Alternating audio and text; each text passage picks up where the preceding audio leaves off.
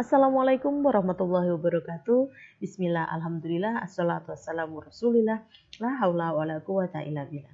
Kali ini saya, Ibu Primi Rohimi, dosen pengampu mata kuliah profesi kehumasan, akan menjelaskan tentang pertemuan ke-15 atau pertemuan dengan metode diskusi terakhir dari kelompok diskusi yang terakhir atau presenter yang terakhir ya. Pertemuan ke-15, mahasiswa mampu mencipta karya tentang riset kehumasan dan menunjukkan penguasaannya.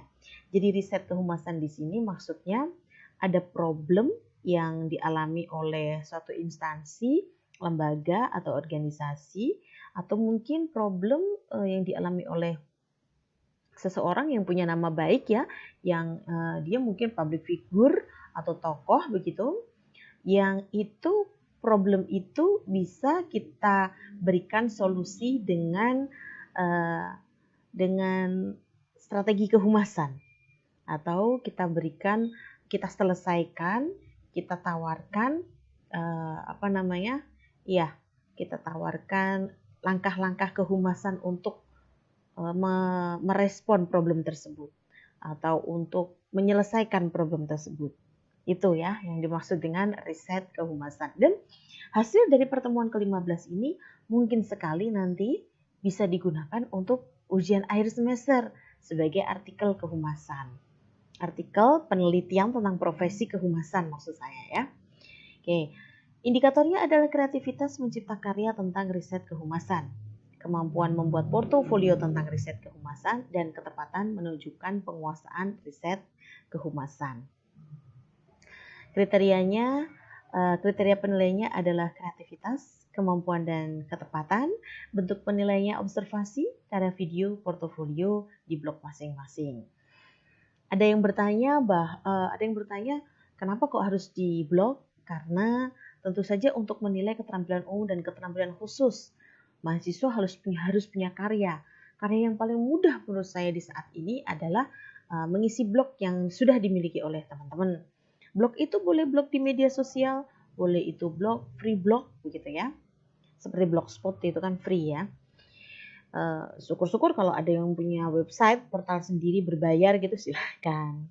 Ya, tapi tentunya milik sendiri, jangan milik lembaga ya. Oke. Kemudian metode pembelajarannya adalah kuliah dan diskusi selama 150 menit.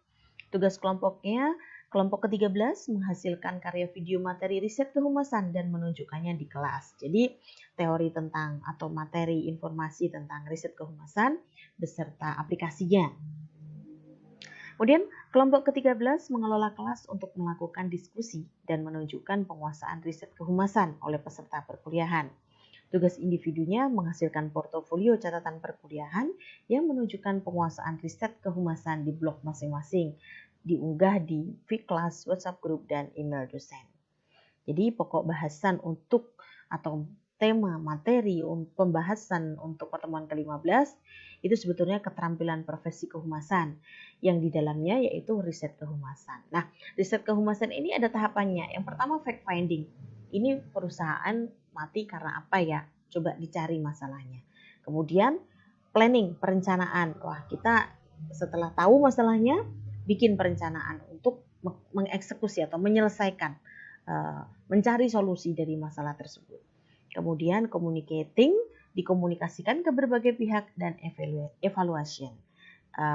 Ada evaluasi yang tujuannya adalah sebelum kemudian mau dieksekusi atau malah mungkin sudah dieksekusi tapi sebelum berakhir gitu dievaluasi, mungkin ada yang masih bisa dilakukan untuk memperbaiki masalah gitu ya. Dan riset kehumasan ini juga bisa nanti ditambahkan dengan ya artikel-artikel jurnal ilmiah tentang profesi kehumasan ya. Jadi teman-teman bisa ada bayangan sehingga nanti mungkin kalau kesulitan untuk melakukan riset kehumasan bisa model adopsi, tiru, modifikasi dari artikel profesi kehumasan yang sudah ada. Persentase penilaiannya ada 3%. Itu saja dari saya, semoga bermanfaat. Wallahul muwaffiq ila aqwamit thoriq.